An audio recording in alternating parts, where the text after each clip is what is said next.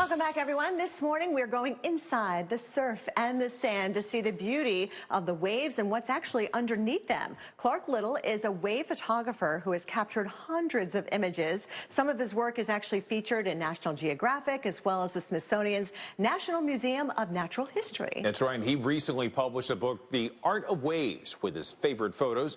Our Felicia Combs spoke to him. Clark Little joining me now from Hawaii. Clark, thanks so much for joining us. I'm so excited to talk to you about this. So I know the photography portion of your life kind of started out a bit serendipitously. Can you tell me and our viewers how you found yourself on this path? Yeah, thanks for having me. I mean, it's pretty crazy. I mean, I was always in the ocean. I surfed shore break and had a passion for being in the water. And then my wife actually brought an image home of a wave, and I told her, don't purchase a wave. I'll go out there and shoot one. And that was about 15 years ago. And that's kind of what sparked the whole thing, and everything else sort of evolved. There was no plan. It just happened. And I'm grateful to do what I love for a living. I think that is kind of the best way for things to work out. Now, in the foreword of your book, your friend and, that famous surfer, Kelly Slater, he kind of compares the inside of the tube to the eye of a hurricane. He says, as the energy's all swirling around you in the tube, it's such an amazing feeling. Can you talk to us a little bit about that, about the feeling of being in the tube and how it compares to anything else?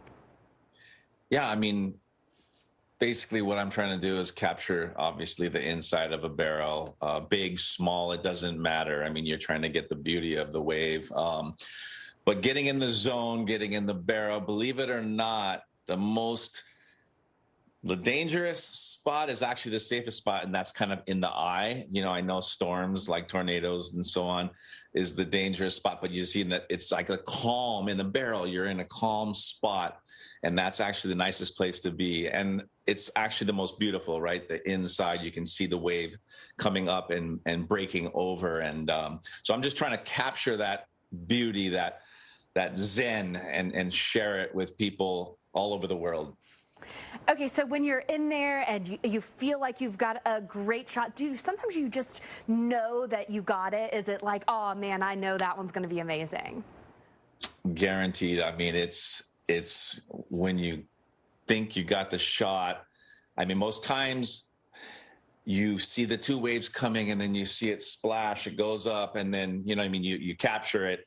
You can see it kind of blink through the back of the camera, but until you get home and then you go on the computer and you zoom in 100%, then you know for sure, because sometimes the focus is off or there's some spots on it. So, but yes, you do feel it right then and there. And then you get home, pop it on the computer, and hope that it came out tack sharp and everything is in focus, and, it's shareable.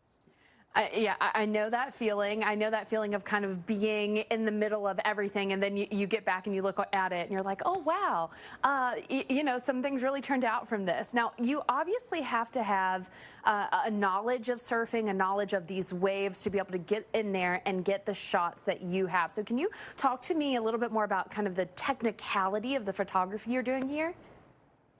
Yeah, I mean, I always, you look the night before, we're checking, the weather, the waves, which way the swell direction is coming. So which spots are going to be good. I mean, the winds, and we like calm, glassy conditions, just for the reflections, and it keeps the wave looking a lot more clean. We want clear water. There's a lot of aspects that go in to get the perfect shot. And in Hawaii, we have an advantage just because of the weather pattern and the sun and all the beautiful white beaches and coconut trees. So I think I have an advantage when it comes to that.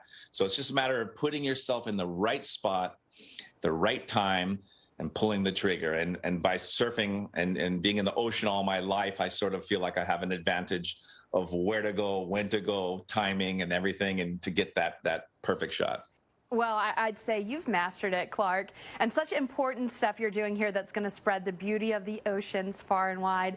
Thank you so much for talking with us about this. And of course, Clark's book is out, The Art of Waves. It's out now. It's available. And trust me, you want to check it out. This will be the piece de resistance of your coffee table books and just to see all those beautiful photography pictures.